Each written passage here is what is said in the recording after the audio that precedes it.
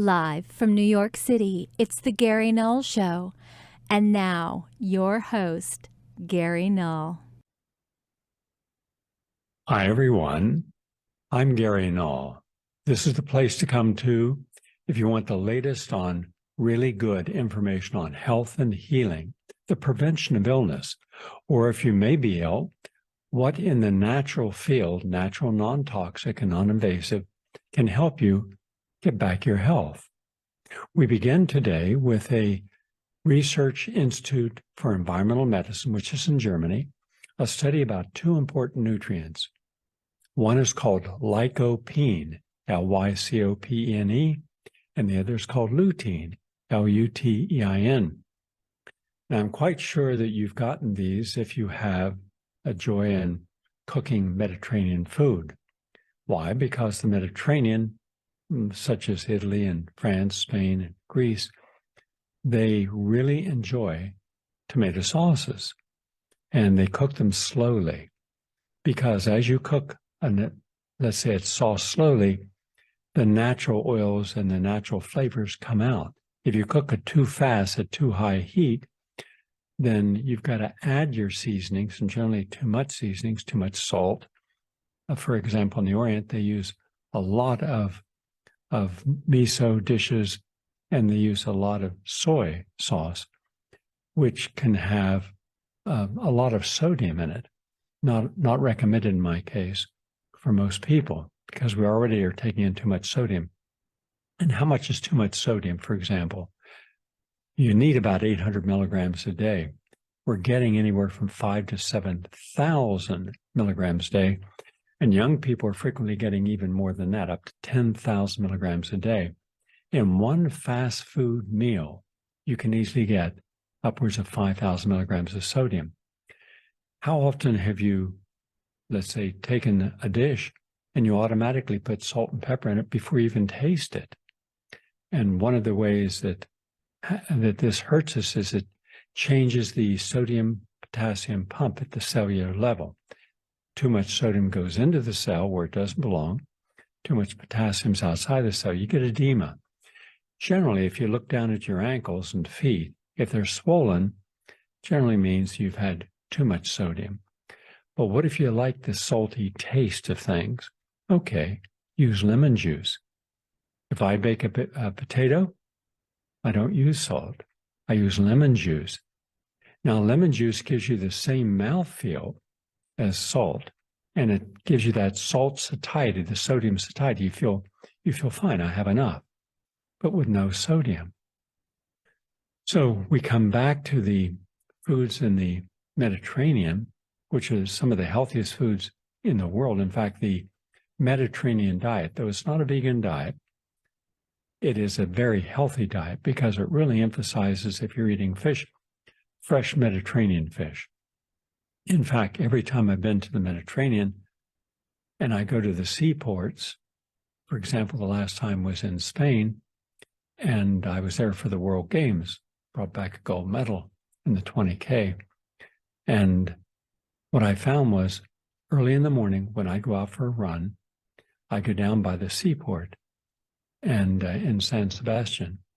And there you would see all these cars and little trucks pulled up, and in would come the boats with all the different fish, and they'd make their selections, and then they'd take them back to their restaurants.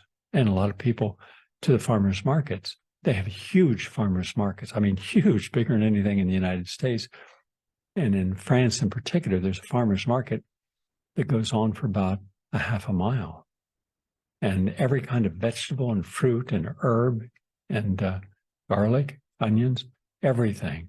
And they like it fresh every day. They don't go to the store once a week or once every 2 weeks and load up. And they like their breads fresh. And all over the small towns in France, you'll walk through and you'll smell bread being baked in the morning. But they really get into their sauces. And there's all kinds of tomatoes they use, but they do something a little different. They take their time. It might take 2 hours to make a tomato sauce. Here in the United States, boom, we open a jar, pour it in, heat it up, and that's it. 3 minutes later, we've got a sauce. but it doesn't taste the same if you make it slow. When you make tomatoes slow in their cooking, you release the lutein, you release the lycopene. It's more available, bioavailable. You get more of it. And that's important. So if you want to protect your skin against the ultraviolet radiation, which ages skin, though none of us appreciate that when you're young, myself included. I used to do my running in New York, then down in Texas in the middle of August when it was 110, even 115 degrees. I'd be out there doing a 3-mile run with just gym shorts on. Didn't bother me. Take my vitamin C before and after. Never got burned, ever. Never got a dark tan either. But what did happen years later is you start seeing some discoloration in the skin and what are known as precancerous lesions. Fortunately, I learned that lesson. Don't do that anymore. And hence my skin is clean and clear. And by the way, I don't use makeup. I don't use a hairstylist. This is my hair after I get out of the shower. I just run my hands through it. But every night before I go to bed, I take about half a teaspoon of coconut oil, half a teaspoon is all extra virgin olive oil, rub it in my hands, and I just work it in and massage the scalp. It's extremely good for the health of the skin and the hair. As a result, my hair is thick and healthy. And same with the fingernails. Your fingernails should be, your toenails and fingernails are one indication of good health. They should be clear, shiny, and hard. They shouldn't be little ridges and flecks in them and discoloration and yellowing, especially in the toes. And that could be a fungus. It also could be poor circulation. In fact, when you get up in the morning, make sure that your ankles and feet are not swollen. That's one indication of too much sodium, edema. Also, if you're not exercising enough, if you're not doing a good 10,000 steps per day, which is about 3.5 miles, which is not a lot. If we're too sedentary, then you're going to see poor circulation going down to the legs. Now, never sit where your legs are crossed, because if one leg is across the other, that cuts the circulation and pulls the blood. Remember, the arteries from the heart take the blood down, and the veins with little valves bring it back up. But there needs to be a flow. And when you're standing up about every 2 hours and you're walking, even doing some little deep knee bends, that's good for you. It stimulates circulation. Even on an airplane, I'll walk up and down the aisle, or I'll go to the back of the plane and I'll just put my hand against the wall and I'll push in and out. I'll go up and down for about 5 minutes. That stimulates the circulation. You don't want blood pooling. And if you have poor circulation, you can end up with intermittent claudication, pain in the calves, and you'll see little purple, splotchy, spider-like veins in the lower part of the ankle and across the foot. So those are red signs that, hold on, we've got something going on here. More often than not, you're not getting enough oxygenated blood into that area. Also, when you're on a plane, a train, a bus, or in a car, every hour, have yourself a glass of water. Just get some water or juice, because you need to keep the blood thin. That prevents clotting, that prevents thrombosis, that prevents a stroke. Simple things.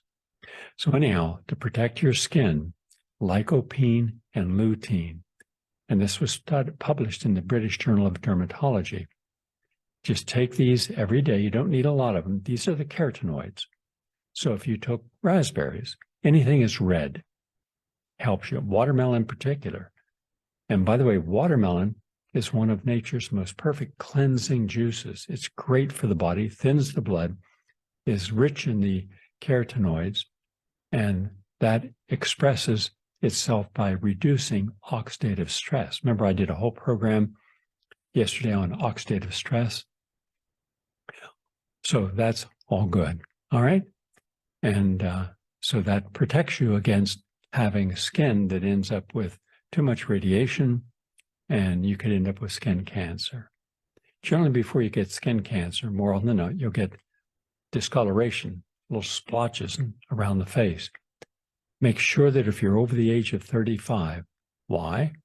Because now 35 is the new middle age. You heard me right.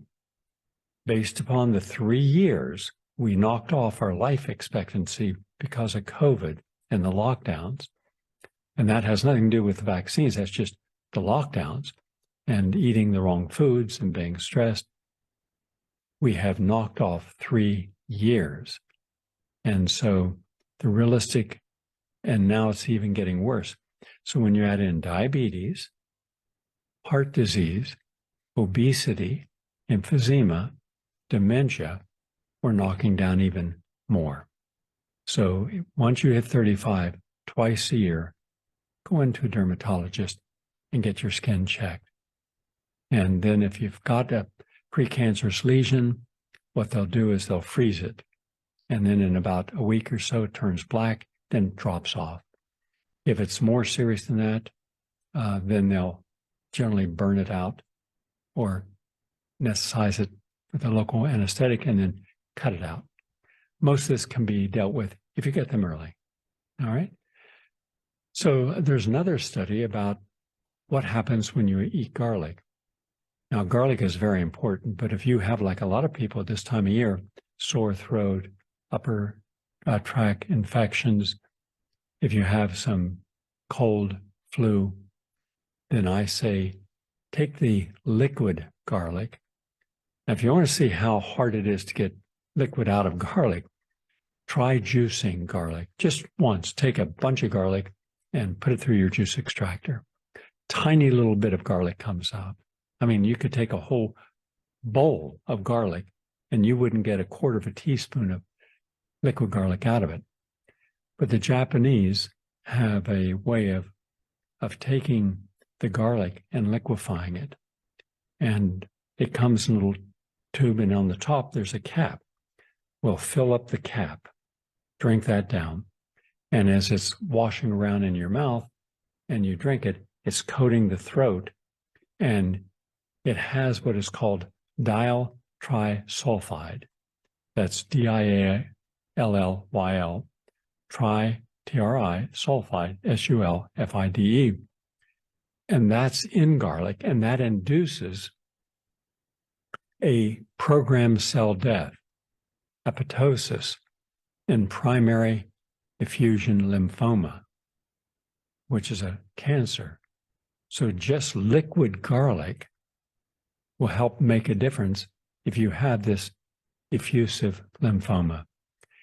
And this was at the Kyoto in Japan, Kyoto Pharmaceutical University. Quote, the allyl sulfides, including the dial sulfide, contained in garlic and members of the alum family, that would be shallots and also onions, have a variety of pharmacological activities. Therefore, allyl sulfides have been evaluated as potential novel chemotherapeutic agents. And then it went on to show that it makes a big difference. I won't go into the science, it's a little too complicated, but it's really good at non-Hodgkin's B-cell lymphoma caused by Kaposi sarcoma-associated herpes virus. So garlic is anti-inflammatory, kills bacteria, kills viruses, and the liquid garlic doesn't stay on your breath. So, and it also helps reduce high blood pressure. From Boston University comes a study that from birth to death, a lot of things happen. We go through passages, and what happens is that our DNA, the long double helix molecule that contains all of our personal genetic codes, it stays the same. The instructions for reading that code changes. And as the chemical tags on and around a DNA sequence change throughout our lives, depending upon our age, our environment, our behavior, this outside influence on how our genes are read and expressed by cells is called epigenetics. You've heard me mention this many times on our program. And the trouble with epigenetics is it can go back 7 generations. Think of that. All right. That's about 200 plus more or less 200 years. So let's just say that you had a series of grandparents and great-grandparents that were rather passive, that were not good at standing up for themselves, that took people's criticism to heart. And if they were said, well, that's stupid or you're stupid, they believed that they were stupid. And they had very low self-esteem. Believe it or not, that those very attributes you could take on yourself without even being aware of it. Now, if that happens, there are ways of dealing with, mainly with regressive hypnosis, where you go back in time, and a trained hypnotherapist that specializes in regressive hypnosis can help do this. I've seen it done a lot. Dr. Donald Mullen, Dr. Elaine Kahn, Dr. Alan Putterman, close personal friends of mine, would do this with their patients. And I would refer patients. And people who had all these problems they just couldn't figure out, and psychotherapy wasn't figuring out, it helped release the energy. And so the over genetic, the environment, the larger environment you're in impacts your genes. Then, of course, you've got your own conditioning. The conditioning before you had an intellect, when you just process everything at the emotional level, and frequently fear and pain are ingrained. And so you have to understand that all this is part of the complexity of life. But also happy times, smiling, laughing, joy is also epigenetically programmed. So if you had people that loved you and that, you had the freedom to be yourself and to express yourself, and they were good with that, that gives a person the beginning of life already programmed into their cells of a better outcome. Now we come to the important part of this. Researchers studying all of this discovered clues that may show why some veterans live longer than others. In a new study of military veterans published in Translational Psychiatry, researchers report finding that suggests former service personnel with post-traumatic stress disorder are at greater risk of early death. And their study found that post-traumatic stress disorder and comorbid conditions like substance abuse are associated with a cellular marker of early death found in DNA methylation patterns. And that's important. This was done by Professor Wolf, Erica Wolf at Boston University School of Medicine, senior author of the study.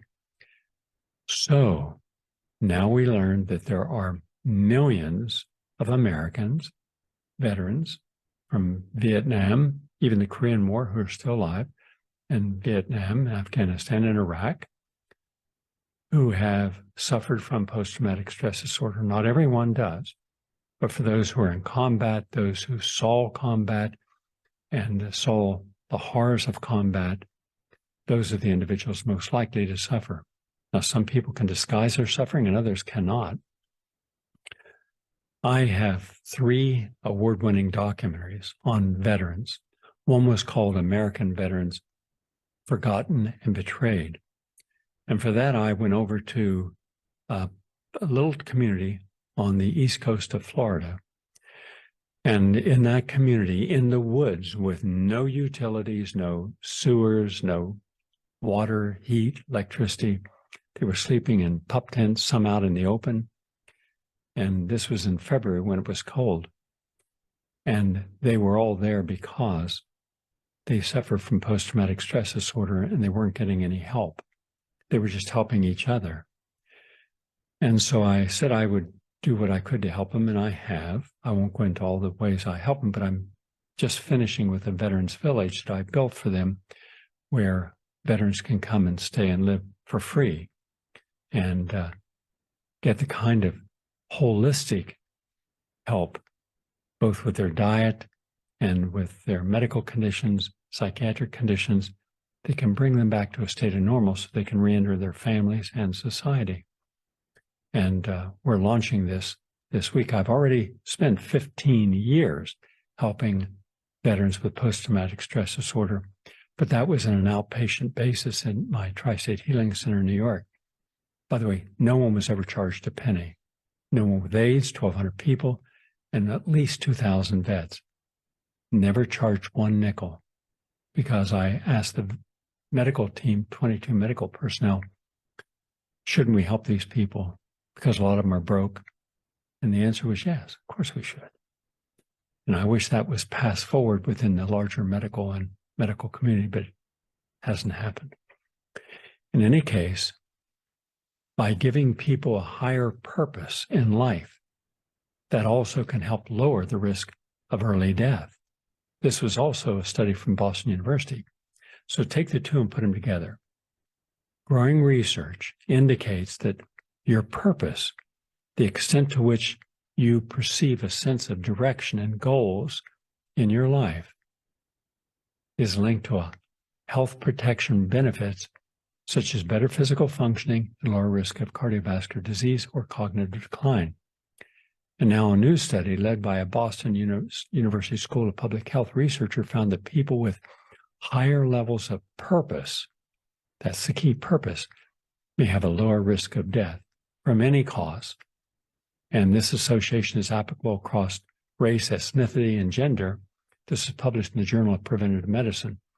So we've combined two together. I'm now working with homeless vets, and with them, they don't have a purpose anymore. They felt betrayed by their country, by the military, by their government. They're in apathy, they're in depression. And then, of course, their body follows suit. These people are frequently on drugs or taking a lot of alcohol, smoking, very unhealthy environment. So all it takes is to have one of them make the changes, be the support system, and then that person becomes the person who says, hey, I did it. You can do it. And then they start working with one another. That's what we're doing now. But the beginning of all journeys of health and healing is purpose. What do you have to live for? Well, I don't have anything to live for, they say. No, you do. What you lived for before, what you believed in before, is not relevant today. What do you want to believe in today? Who do you want to believe in? What do you want the purpose of your life now to be? And getting them through that hurdle of believing again in themselves, in the goodness of human nature, of all the wonderful people there are in this world. And that, yes, they've seen the corruption of government. They've seen the corruption of society and the media not caring about them. When they came out of war, everybody called them a hero when they're in there fighting the battles. And I tell them right up front, I'm against all the wars you fought. The Korean War, the Vietnam War, Afghanistan. I don't believe in any of those. However, I believe in you. I believe in you as a sacred human being, a sentient being. So let's start from there. Because sometimes, now this may seem a little unusual, but sometimes we believe so much in the wrong thing that when the wrong thing finally shows its true face and true nature and true motives, we just collapse at the spiritual level. We don't know how to handle it because we gave everything to a relationship, to someone or an entity, a religion, a government, an agency, and then we were betrayed. So at that moment, you actually have a vulnerability in the person who believes in nothing now. And then they go into apathy and depression and rage, and then start frequently to kill themselves. 20 vets kill themselves every single 24 hours. Over 160,000 American vets take their own lives every 24 hours.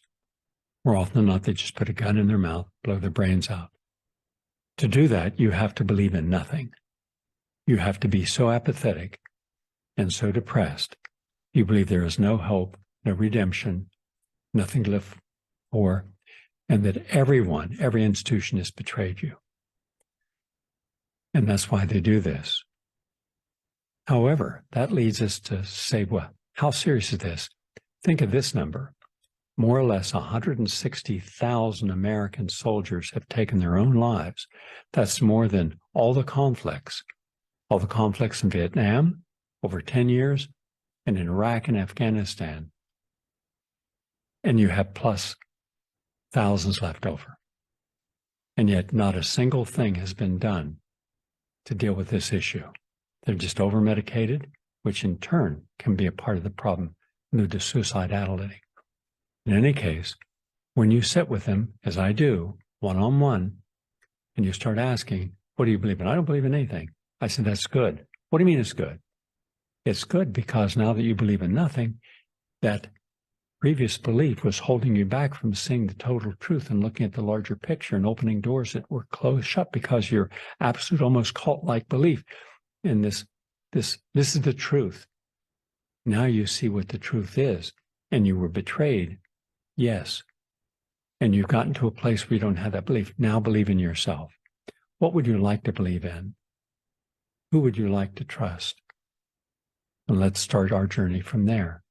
So having something you can believe in that increases your self-esteem and purpose, that gives you meaning in a good way, that makes a difference. And that's how we can help our vets. Now throw in all the holistic protocols, the exercise, a support animal. And now you're giving some bonding. And that's where that person sees that dog there loves me no matter what. I may not have a leg. I may have scars across my face from shrapnel, but that dog is going to come right over and lick my face no matter what. Think of something that so precious, so perfect that it will never betray you. It will never lie to you. It will never hurt you. It's always there for you. And now you know why having support animals are so important. And unless you need that support, you can't appreciate it. So put all that together into a healing environment. And that's what we need to do. But we need to do more than just a few people trying to do this. We need this as a national cause. Our veterans, people with post-traumatic stress, even if they're not in war, people can suffer from post-traumatic stress. We have a nation in need. That's the latest on health and healing. And by the way, you can go to GaryNull.com or PRN.Live, and you'll see a whole lot more on health and healing. So much information, always from peer-reviewed journals, always quality information, and always I select enough material that it can positively impact people in the audience. And the good news is that I'm working now on a new documentary that I'll be presenting in a webinar in the very near future, probably the next 4 weeks, to help with your immune system. Let's say that you have long COVID, and this will give you all the best help that you can get. If you've been vaccinated and you're having some adverse effects and you want to help yourself, the protocols are to help people who've been vaccinated or haven't to protect their immune system. I'm dealing with everything: modified food fasting, supplement, proper diet, exercise, and all the other state-of-the-art information on your immunity. Most comprehensive immune information ever given. So that's coming at you real soon. Now let's take a break. Our faithful PRN listeners, the time for change is here. So be sure to like and follow all the clips that you see. And don't forget to go to PRN.Live for all live programming throughout the current day.